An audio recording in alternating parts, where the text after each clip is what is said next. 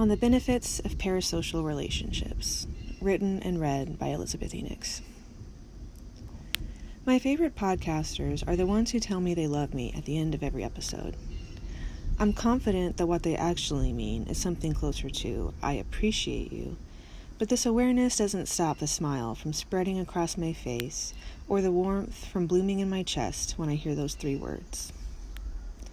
Parasociality isn't new, and I'm far from alone in using parasocial relationships as social supplements.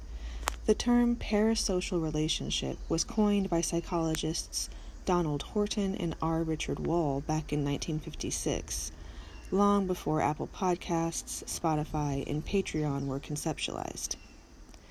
When the mid-1950s ushered in the widespread availability and cultural acceptance of television sets, Horton and Wall noticed a trend. TV viewers were experiencing the illusion of intimacy with the characters of their favorite TV shows. Thus, the study of parasocial relationships, also called parasocial interaction, began. Parasocial relationships have gotten a bad reputation in modern times, and that's understandable.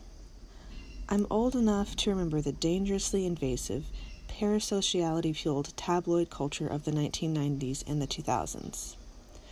I'm also online enough to have been aware of Chappell Roan's TikTok controversy calling out the inappropriate behavior of some of her fans who undoubtedly felt entitled to behave badly due to their parasocial ties to the singer-songwriter.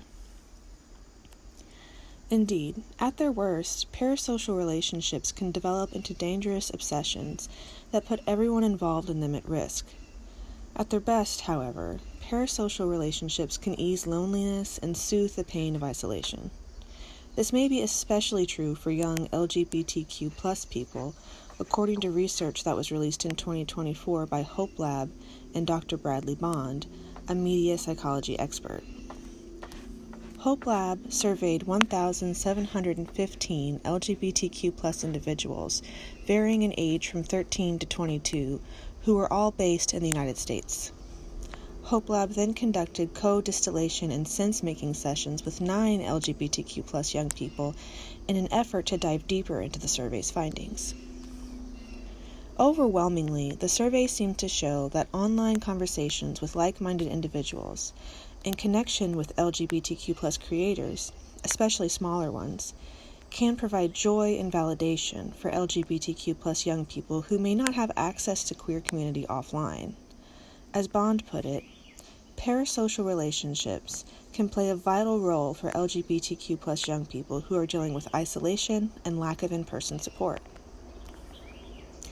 My connections with LGBTQ+ creators, such as Matt Bernstein of the podcast A Bit Fruity, Moira Donegan and Adrienne Daub of the podcast In Bed with the Right, and Jillian Pinsavalli and Patrick Hines of the podcast True Crime Obsessed, have been helping me deal with isolation and lack of in-person support for years.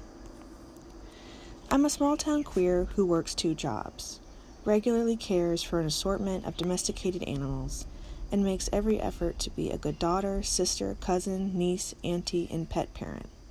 And the members of my tiny queer community are just as busy, if not busier, than I am.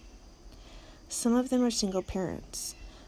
Some of them juggle work, activism, volunteer opportunities, church services, and more. Additionally, we're all trying to maintain our health in our homes. Unfortunately, there's only so much in-person support I can provide or expect others to provide to me while living in modern America. Cultivating queer community, or any type of community, can feel like a luxury when Americans have to work more hours than ever just to make ends meet, much less to get ahead. Perhaps that's by design. A group of people can't organize if they're working all the time. Or perhaps that's simply the natural progression of capitalism. Regardless, I do the best I can to nurture my relationships, queer and otherwise, and when that doesn't feel like enough, parasociality can help fill the gaps. I write none of this to suggest that parasocial relationships are a replacement for in-person socialization and offline community with other humans.